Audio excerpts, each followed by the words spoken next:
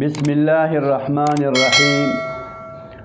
د سورة بقره اخری دو آیاتونه دا ډیر غټ فضیلت لري.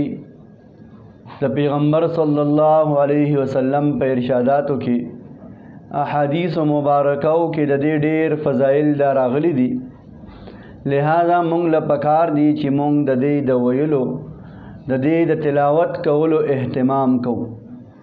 لکه پیغمبر صلی الله علیه وسلم په ارشاداتو کې راځي چې د سورة بقره اخری دو آیاتونه دا د الله د خزانو نه راوتي دي.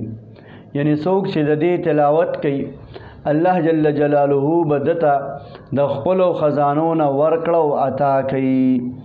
دغه رنګې ارشادات د نبی علیه الصلاۃ والسلام کې راځي چې د کائنات او د مخلوقات او د پیدایش نه 2000 کال اړوان دی الله دا آیاتونه مبارکه دا اولستل.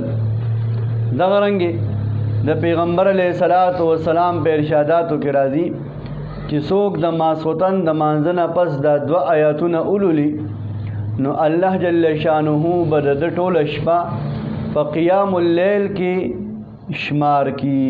لکه داسې ده چې د ټوله شپه الله ته چې کوم دی په ولاړه تېره کړه او مونځ یې وکړو، تهجد یې وکړو او قرآن پکې ولوستو. دغه رنګې حضرت علی کرم الله وجهه فرمایي چې په هغه انسان کې ذره برابر عقل نشته چې کوم انسان د دې 2 آیاتونو د لوستلو نه بغیر اوده شي.